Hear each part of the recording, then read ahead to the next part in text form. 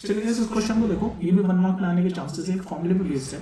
क्या रखा है, if a plus b plus c equals to 0 then what is the value of a cube plus b cube plus c cube, ये पूछ रहा है आपसे।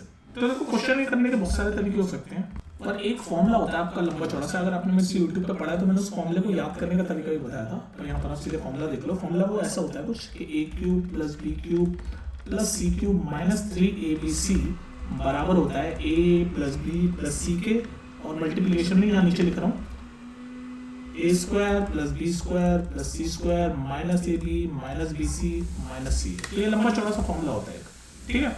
अब हमें क्या करना है, हमें इसकी वैल्यू फाइंड करनी है कि a cube plus b cube plus c cube क्या होता है, ये हमें फाइंड करना है। और हमें ये तो दे दिया है कि a plus b plus c की वैल्यू 0 है। अब हमें पता है कि a plus b plus c की वैल्यू 0 है। अब इस फॉर्मूले को देखो, इस फॉर्मूले में ये आ रहा है a plus b plus c, और इसके मल्टीप्लिकेशन में ये वाला ब्रैकेट है।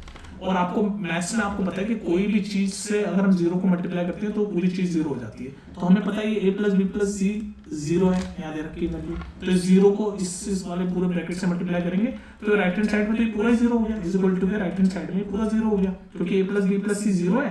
तो 0 मल्टीप्लिकेशन, ये दूसरा ब्रैकेट वाला 0 मल्टीप्लिकेशन में कुछ भी हो तो 0 हो जाता है। तो ये पूरा 0 हो गया।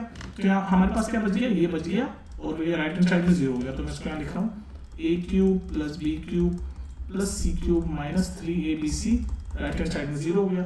हमें इसकी वैल्यू पूछनी है, तो a cube plus b cube plus c cube, ये 3abc उधर जाकर प्लस हो जाएगा, और ये हमारा आंसर है। ये जो पूछा था a cube plus b cube plus c cube की वैल्यू क्या होगी, तो वैल्यू होगी 3abc, ठीक है, समझिए ना।